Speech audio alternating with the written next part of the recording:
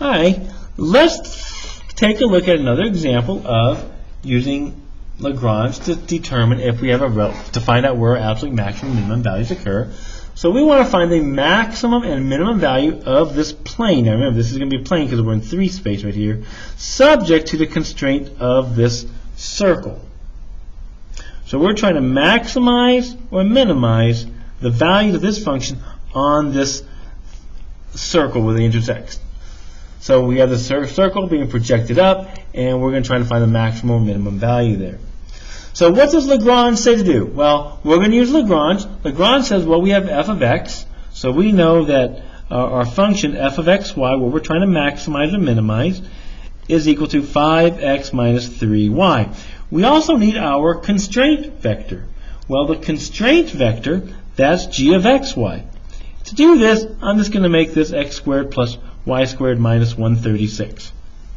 And now we can apply Lagrange. We're going to take the gradient of our function that we're trying to maximize and minimize, set that equals to some lambda times the gradient of our constraint function right there. And that's easy to do. We can do that real quickly.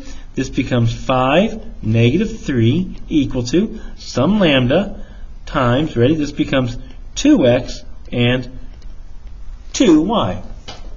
From here, we can write our system of equations. You notice it's going a lot faster than the first example.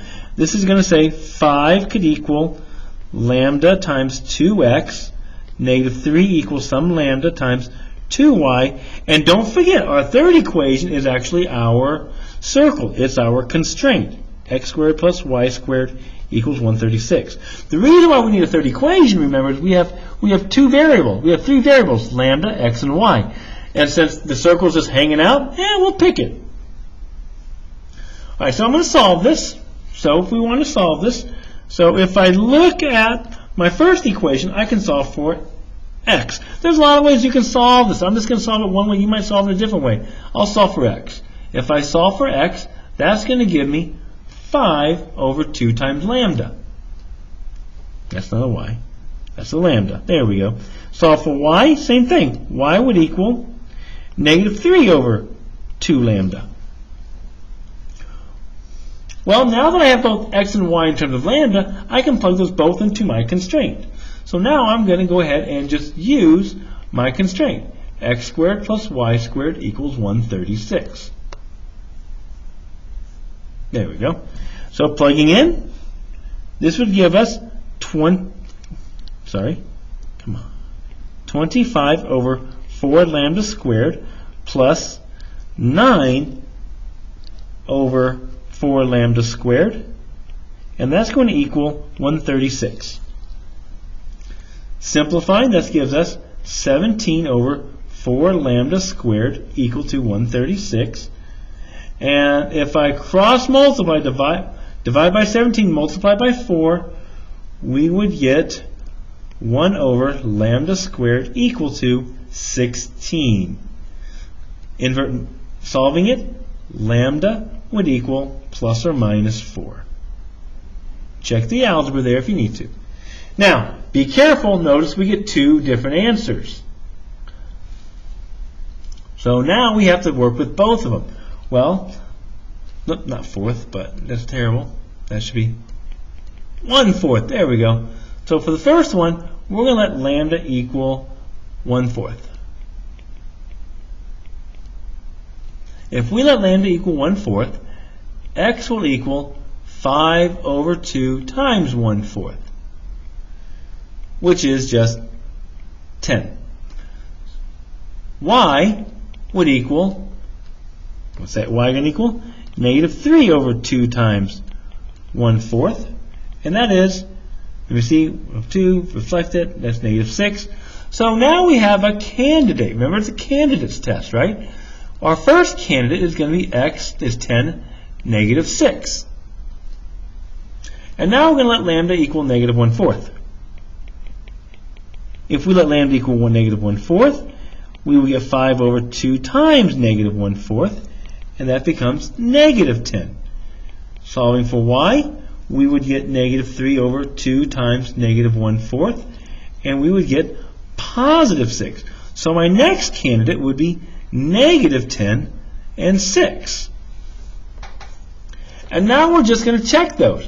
Now notice, we're not having to go to the endpoints, all those things right here. This is going to give us that maximum volume, because remember, it's kind of like up here, that maximum value, because this is going to give us the points where they intersect. And in other words, that those gradients will be the same. So our maximum minimum has to be one of these values. And I can test that. If I find the value at 10, negative 6, I can just plug it in.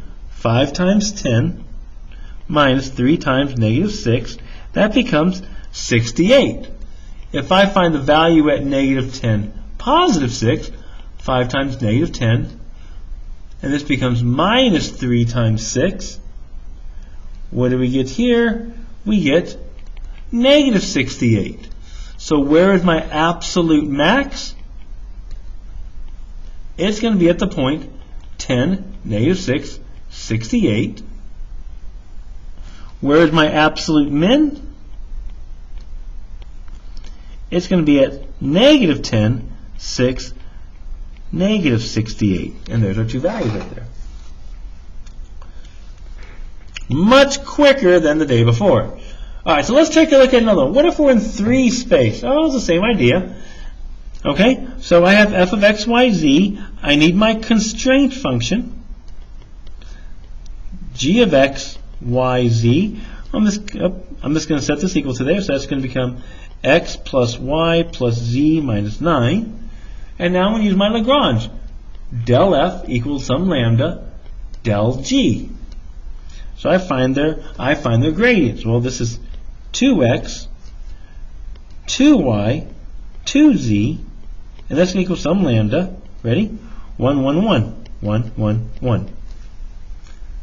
Write out your system. Now be careful. This is a tougher one. We have a 4 by 4 system we have to solve. So we can say 2x equals lambda, 2y equals lambda. Okay, this is kind of fun. 2z equals lambda. That's a weird looking z there. There we go. And I need be careful, I have 4 variables, x, y, z, and lambda. So my fourth equation has to be my constraint. It's just hanging out. Hey, pick me. I have all 3 letters. All right. And we can take a look here. Just like the last one, I can solve for x for each one. First one, x would equal lambda over 2. Y would equal lambda over 2. Z would equal lambda over 2. So plug these into my constraint, x plus y plus z minus 9 equals 0, and we would get, what's that?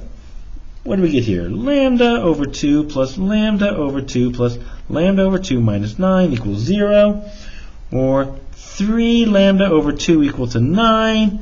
Solving, lambda is 6. We're looking for a minimum. So let's see here. Alrighty. So we got lambda, so we got to find our points. Let's go and find our points. So if lambda is 2, x will be, what's that? If I plug lambda in there, I get 3. My y value would equal 3, and my z value would equal 3. So the point would be 3, 3, 3. This is our minimum value, or the location of it in the x, y, and z. To get the value, 3, 3, 3, we just plug in. And that would become 3 plus 3 plus 3 minus 9, and that's going to equal 0. Now, how can we tell that this is going to be a minimum? So proof that this is a minimum? Well, we can use our second derivative test. Remember this one? fxx times, fyy minus fxy squared. And of course, we know that the second derivative with respect to x would be positive. So d is going to be greater than 0. Because if I plug those in, sorry, messed up, we will get 2 times 2 minus, and that's just 0. So that's going to be greater than 0. So d is greater than 0, and the second derivative with respect to x is greater than 0. Therefore, this is a minimum value. All right. Hope you guys enjoyed this.